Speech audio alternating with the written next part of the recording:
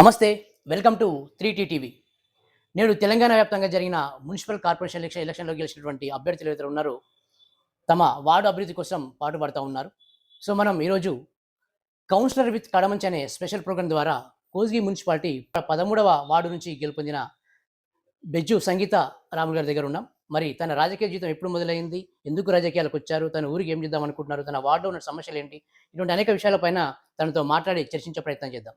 Sir నమస్కారం. Sir నమస్కారం sir, welcome to 3T TV. Sir ముందుగా మీకు కంగ్రాచులేషన్స్ సార్. థ్యాంక్ యూ, ధన్యవాదాలు సార్ ప్రేక్షకుల కోసం మీ పరిచయం చేసుకోండి. ఓకే, ముందుగా 3T వరకు నమస్కారం. అదేవిధంగా నా పేరు బెజ్జురాములు, ఆ తర్వాత సంగీతారాములు ప్రజెంట్ కౌన్సిలర్ మా భార్య. సార్ అయితే మీ రాజకీయ నేపథ్యం ఏంటి, ఎప్పుడు ప్రారంభమైంది మీ రాజకీయ జీవితం? నేను 95 ఇంటర్మీడియట్ కోర్సుకి చదివిన తర్వాత ఇక్కడున్న పరిస్థితులకు నేను చదువుకున్న విద్యార్థి దశలో చదువుకున్నప్పుడు కూడా నేను యాక్టివ్గా స్పోర్ట్స్ ఆడేవాడిని, ఏదన్నా సమస్య వచ్చినప్పుడు స్పందించేవాడిని. ఆ తరుణంలో మా వార్డుకు సంబంధించిన కొన్ని విషయాలలో అభివృద్ధి జరగకపోవడంలో 2001లో నేను వార్డు మెంబర్కి పోటీ చేసిన. 2001లోనే వార్డు మెంబర్ పోటీ చేసి మొదటిసారి గెలిచిన. ఆ రోజు నుంచి ఈ రోజు వరకు ఎప్పుడు కూడా మా వార్డులో ఎటువంటి సమస్యలు ఉన్నా పరిష్కరించే దిశగా మా జీవితం కంటిన్యూ అవుతుంది. అయితే మొదటిసారి మీరు ఏ పార్టీలో పోటీ చేశారు? నేను 2001 పోటీ చేసినప్పుడు అతి చిన్న వయసు. అప్పుడు మా సర్కిల్ దోస్తులందరూ కలిపి నేను ఏదైనా ఒక మోరి సమస్య ఉన్నా కానీ, వీధి లైట్ల సమస్య ఉన్నా కానీ, ఇక్కడ పోయి కూర్చొని మాట్లాడుతుంటే అందరు దోస్తులంతా కలిపి, నువ్వు ఎప్పుడు యాక్టివ్గా ఉంటావు, ఏం పని చేసినా మీరు తప్పకుండా పొలిటికల్ ఉండాలని అందరూ కలిపి ఫ్రెండ్సే నన్ను ప్రోద్బలంతో వార్డు మెంబర్ గెలిపించినప్పుడు. ఏ పార్టీ నుంచి పోటీ చేశారు సార్? మొదలు 2001లో గెలిచినప్పుడు బీజేపీలు గెలిచింది. తర్వాత పార్టీలు ఏమైనా చేంజ్ చేసిరా? ఆ రోజు నుంచి నేను 2001 తర్వాత జితేంద్ర సాబ్ ఎంపీ గెలిచిండు. ఆ తర్వాత కొన్నాళ్ళు జితేంద్ర సాబ్ ఎంబడే ఉన్నాం మేము. దాని తర్వాత టీడీపీ బీజేపీ అలయన్స్లో జితేంద్ర సాబ్ గెలిచిన, టీడీపీలో ఉన్నాం, కొనసాగినాం మేము. ఆ తదనంతరము 2006లో వార్డు మెంబర్గా మా అమ్మ గెలిచింది. లేడీస్ జనరల్ బీసీ లీడ్ అయింది అప్పుడు మా అమ్మ గెలిచింది. దాని తర్వాత 2009లో ఇప్పుడున్న ప్రస్తుత గవర్నర్లు తెలంగాణ ముఖ్యమంత్రి రేవంత్ రెడ్డి గారు 2009లో కొడంగల్కి రావడం జరిగింది. ఆ 2009 కొడంగల్కు వచ్చినప్పటి నుంచి మేము ఈయన యాక్టివ్గా ఉన్నాడు, ఈయన చురుకుదనం చూసి సార్కు టీడీపీలు ఉన్నందుకు మేము సార్ ఎంబడి ఫాలో చేసుకుంటూ రేవంత్ రెడ్డికే ఎంబడి ఉన్నాం ఆ రోజు నుంచి ఈ రోజు వరకు కూడా. అయితే ఇంట్లో రేవంత్ రెడ్డి గారు ఆ రోజు నుంచి ఈ రోజు వరకు కూడా ఆయనకు ఒక ఆకాంక్ష ఉంది. రాజకీయ నేపథ్యంలో రాజకీయ నాయకులు ఒక తాలూకా వరకే ఇమిడి ఉంటారు, అటువంటిది కాకుండా ఆయనకు లక్ష్యంతో పొలిటికల్ ఎంటర్ అయ్యాడు. ఆ రోజుల్లోనే మాతో డిస్కస్ చేసేవాడు. మేము రాజకీయ జీవితంకి వచ్చింది ఒక ఎమ్మెల్యేని ఒక మినిస్టర్ ఉండడానికి కాదు, నాకు లక్ష్యం ఉంది, నేను కూడా సీఎం కావాలని ఆ రోజుల్లో చెప్పేవాడు. అంటే మేము ఆ రోజుల్లో సార్ చెప్తుంటే మేము అయోమయం గురవుతాం, ఏంది సారు ఎమ్మెల్యేగా ఉండి సీఎం అనడం ఏంది, ఏం మాట్లాడుతామని మేము చాలా డిస్కస్ చేసుకుంటాం. ఆ దిశగానే సారు ఎల్లవెల్లల కృషి చేసుకుంటూ ఆయన టీడీపీలు గెలిచినా కూడా, కాంగ్రెస్ ప్రభుత్వం ఉంటే కూడా గేల్ సంస్థలకి వెళ్ళి నిధులు తీసుకొచ్చి కొడంగల్ తాలూకాలో కోస్గి మండల కేంద్రం, కొడంగల్ మండల కేంద్రంలో కాలేజీకి నిధులు తెచ్చి కట్టించిండు. ప్రభుత్వం లేకపోయినా కూడా పనిచేసే తత్వం రేవంత్ అన్న గారిది. అయితే ఆ రోజు నుంచి కూడా ఈ రోజు వరకు సారింపడి మేము ఫాలో అవుతున్నాం. మరి రేవంత్ రెడ్డి గారు కొడంగల్కి వచ్చిన తర్వాత ఎలాంటి అభివృద్ధి కార్యక్రమాలు జరిగినాయంటారు? ఈ ఉమ్మడి ఆంధ్రప్రదేశ్ తర్వాత తెలంగాణ ఏర్పడిన తర్వాత కొడంగల్ ఒక మారుమూల కాన్స్టిట్యున్సీ తెలంగాణలో. అటువంటి కొడంగల్ తెలంగాణలో ఎక్కడ పోయినా కొడంగల్ని వరంగల్ అనే పలకరింపు తరుణం నుంచి ఈ కొడంగల్కు ప్రత్యేక స్థానం తెలంగాణలో వచ్చిందంటే రేవంత్ అన్న ఎమ్మెల్యే గెలిచిన తర్వాతనే వచ్చింది. ఏం చేసేటప్పుడు ఆయన మరి దీనికి పేరు రావడానికి? 2009లో మొదటిసారి వచ్చినప్పుడు కొడంగల్ నుంచి ఏ ప్రస్తావన తీసుకొచ్చిన అసెంబ్లీలో చర్చించేవాడు. అంతకుముందు ఉన్న ఎమ్మెల్యేలు అసెంబ్లీలో ఏ ఒక్క రోజు కూడా కొడంగల్ దీనస్థితి గురించి ఎప్పుడు మాట్లాడలే. కొడంగల్కి ఏమి అవసరమో, ఆ రోజుల్లో వెనుకబడిన కొడంగల్ కాన్స్టిట్యున్సీకి ఏం అవసరమో అసెంబ్లీలో చర్చించి మొదటి దాపాలనే ఈ ఉమ్మడి మహబూబాబాద్ జిల్లాలో పాలిటెక్నిక్ కాలేజీ తెచ్చి కట్టించిన ఘనత కూడా ఆ రోజుల్లో ఉన్న రేవంత్ అన్న ఎమ్మెల్యే గారిది. అయితే ఒక క్వశ్చన్ ఏం అడుగుదాం అనుకుంటానంటే, కొడంగల్ నియోజకవర్గం మొత్తంలో ఇంతవరకు చరిత్ర ఎమ్మెల్యేల చరిత్ర తీసుకుంటే కొడంగల్ పక్కన ఉన్నటువంటి కొన్ని గ్రామాల నుంచి గాని, ఇప్పుడు రేవంత్ రెడ్డి కూడా వేరే ప్రాంతం నుంచి వచ్చి ఇక్కడ ఎమ్మెల్యేగా పోటీ చేసిన వ్యక్తి. కోజీ నుంచి ఒక ఎమ్మెల్యేగా ఒక్క నాయకుడు కూడా పోటీ చేయలేదు ఇంతవరకు ఎదగలేదు. ఎందుకంటారు అసలు? కోజీలో అంత ఆ స్థాయి నాయకులు లేరంటారా? ఇందులో ఒక ఏముందంటే మొదలే వెనుకబడిన ప్రాంతము. ఎలక్షన్ అంటేనే డబ్బులతో కూడుకున్న వ్యవహారం. ఆ! ఎలక్షన్ పోవాలంటే డబ్బులతో కూడుకున్నది. ఆ డబ్బులు పెట్టి వ్యవహారం చేసేవాళ్ళు మన ఇక్కడ దరిదాపుల్లో ఆ లెవెల్‌లో ఉండొచ్చు. పొలిటికల్ చేసే ఉండొచ్చు. గతంలో నాగులపల్లి మోహన్ రెడ్డి గారుండి. తర్వాత ఆయన కొడుకు ప్రతాప్ రెడ్డి వచ్చిండే. దాని తర్వాత కొడంగల్ పున్నంచెం లావుట్ గాని, తర్వాత నందారంకెళ్ళి వెంకటయ్య గారు. ఆయన చనిపోయిన తర్వాత నందారం మన అడ్వకేట్ ఒకాయన ఉండే. ఆయన తర్వాత ప్రతాప్ రెడ్డి పేరు ఒక 4 పేర్లు ప్రస్తుతానికొచ్చినాయి. హ్మ్. ఆ ప్రస్తుతానికొచ్చినప్పుడే చంద్రబాబు గారు అప్పుడు వీళ్ళందరి రిపోర్ట్ తీసుకొని రేవంత్ అన్న గారిని పంపించడం జరిగింది ఇక్కడికి. అంటే ఈ సరిపోని నాయకులన్నారా? వాళ్ళ విశ్లేషకుల ఆ! విశ్లేషకుల మొత్తం మాటలతోటి వాళ్ళంతా ఏం జరిగిందో ఏదైనా పార్టీ ఒక బేసిక్ ఒక వ్యక్తికి ఏదైనా సీట్ ఇచ్చేటప్పుడు వాళ్ళు కూడా ఇంటెలిజెన్స్ రిపోర్ట్ గాని, వాళ్ళ పార్టీ రిపోర్ట్ గాని ఎవరైతే చురుగ్గా పనిచేస్తారో, ఎవరైతే అందరితో కలుపుకొని పనిచేస్తారో అటువంటి వాళ్ళకే ఛాయిస్ ఇస్తారు. మరి మీరెందుకు రాజకీయాలకొచ్చిరన్న? అప్పటి పరిస్థితులను బట్టి మేము రాజకీయాల్లోకి వచ్చాం. మేము కూడా అప్పుడున్న నాయకులు సరియైన స్థితిలో స్పందించకపోవడం వల్ల మేము రాజకీయ స్థితిలోకి రావడం జరిగింది. సరే ఇంతకుముందు మీరు ఒకసారి కౌన్సిలర్‌గా కూడా చేశారండి. వార్డ్ మెంబర్‌గా చేసున్నారు గదా! ఆ!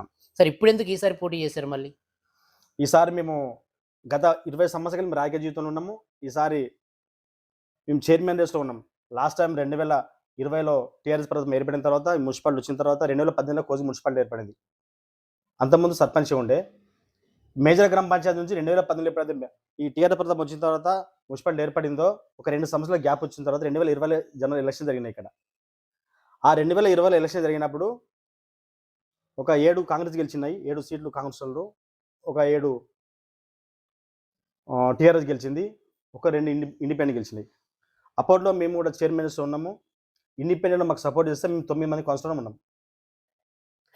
అయితే మేము చైర్మన్స్‌లో ఉంటే ఈ టీఆర్ఎస్ ప్రభుత్వం దౌర్జన్యం వల్ల ఆ రోజు ఉన్న MLC, MP, MLA ex officio ఓట్లతోటి మమ్మల్ని అందరినీ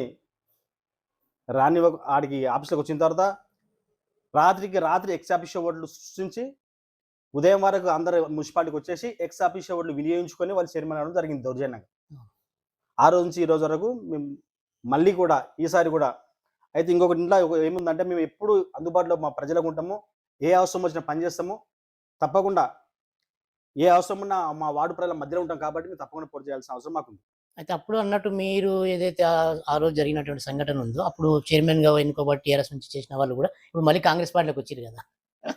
అది వాళ్ళ నిర్ణయం అది. సరే మీరు ఈసారి ఎంత మెజారిటీ వచ్చిందని ఇక్కడ? 451 మెజారిటీ వచ్చింది. 451. ఎందుకేసిర్రు ఓట్లు మీకు ప్రజలు? సార్ ఒకటే సార్. ఫస్ట్ ఒకటి నేను మా 13వ వార్డు ప్రజలకు అందరికీ శిరస్సు వంచి ఫస్ట్ నమస్కరిస్తున్నా. ఎందుకను ఏ సమయం వచ్చినా కూడా వాళ్ళకి నేను అందుబాటులో ఉంటా. ఎటువంటి సమస్య వచ్చినా కూడా ఏముంటాయి సార్ వార్డులో సమస్యలు ఒక నీరు, మోరి, త్రాగునీరు, ఏదైనా అవసరం పడితే సీసీ రోడ్ల నిర్మాణము, చిన్న చిన్న సమస్యలు, వీధి దీపాల లైట్లు, ఏ చిన్న పిల్లాడు ఫోన్ చేసినా పెద్ద మనిషి ఫోన్ చేసినా నేను అందుబాటులో ఉంటా, పనిచేస్తా వాళ్ళకు. ఆ నమ్మకాన్ని వాళ్ళు వమ్ము చేయకుండా నన్ను గెలిపించుకుంటున్నారు. నేను వాళ్ళకి ఎప్పుడు కూడా నేను ఉన్నంత వరకు కూడా పొలిటికల్ జీవితం ఉన్నంత వరకు కూడా వాళ్ళకి రుణపడి ఉంటా, పని చేసుకుంటుంటాను నేను వాళ్ళకి. అసలు మీరు రాజకీయంలో రావడానికి మీకు ఇన్‌స్పిరేషన్ లీడర్ ఎవరు? ఆ రోజుల్లో జరిగిన సంఘటనలే మమ్మల్ని తెచ్చినాయి సార్. ఇన్‌స్పిరేషన్ అంతే. నాయకుడు ఎవరు లేరా? ఆ రోజుల్లో 2009 తర్వాత మాకు ఇప్పుడు ఇప్పుడు నాయకుడు రేవంత్ రెడ్డి వచ్చిండు గారు. మాకు. ఎవరు? రేవంత్ రెడ్డి గారు ఇప్పుడు వచ్చిండు. రేవంత్ రెడ్డి. అయితే ఇప్పుడు మన నియోజకవర్గం అంటే కొడంగల్ నుంచి సీఎం అయింది. అవును. ముఖ్యమంత్రి, కొడంగల్ ముఖ్యమంత్రి. అవును. ఎట్లా ఉంది ఆయన ముఖ్యమంత్రి అయిన తర్వాత కొడంగల్ పరిస్థితి ఎట్లా ఉంది? సీఎం అయిన తర్వాత ప్రత్యేకంగా కొడంగల్‌కు ఒక ఆఫీసర్‌ని పెట్టేసిండు. దాని తర్వాత అన్న సీఎంగా ఉన్నంత వరకు సీఎం వాళ్ళ అన్న తిరుపతి రెడ్డి ఉంటాడు. ఈ కొడంగల్ నియోజకవర్గంలో ప్రతి గ్రామం నుంచి కూడా ఎక్కడైనా ఏ సమస్య వచ్చినా, పొలిటికల్‌గా వచ్చినా, ఏ సమస్య వచ్చినా తిరుపతి అన్నకు ఫోన్ చేస్తాము. అందుబాటులో ఉంటాడు. ఒకవేళ ఏ అర్ధరాత్రి కూడా ఫోన్ చేసినా తిరుపతి అన్న 2 గంటల, గంటన్నర ఇక్కడ ఉంటాడు. అందుబాటులో ఉంటాడు. అయితే ప్రతి ఒక్క కార్యకర్తకు ధైర్యం ఏమంటే సీఎం గారు అందుబాటులో లేకపోయినా కూడా తిరుపతి అన్న మాకు అందుబాటులో ఉంటాడనే నమ్మకంతోటి కూడా ఈరోజు కొడంగల్ తాలూకాలో టీఆర్ఎస్ పార్టీ గాని, బీజేపీ పార్టీ గాని లేకుండా చిత్తు చేసి కాంగ్రెస్ ప్రధానికి రథం పట్టిండ్రు. దానికి నిదర్శనమే కోసి మున్సిపాలిటీ. అయితే ఈసారి మున్సిపాలిటీలో 16కు 16 క్లీన్ స్వీప్ చేసింది కాంగ్రెస్ పార్టీ. అవును. దాని వెనక మతలబైందని అంత కరెక్ట్ కానీ ఒక్కటి కూడా వేరే వాళ్ళు రాలేరు కదా, ఏం జరిగింది అసలు? ప్రజలందరూ కాంగ్రెస్ విశ్వసిస్తున్నారు, నమ్ముతుండ్రు. చేసే అభివృద్ధి కార్యక్రమాలను కూడా విశ్వసించి నమ్ముతున్నారు. ఆ నమ్మకమే ఈ రోజు కోజింగ్ మున్సిపాలిటీలో 16 సీట్లు గెలవడానికి కారణం.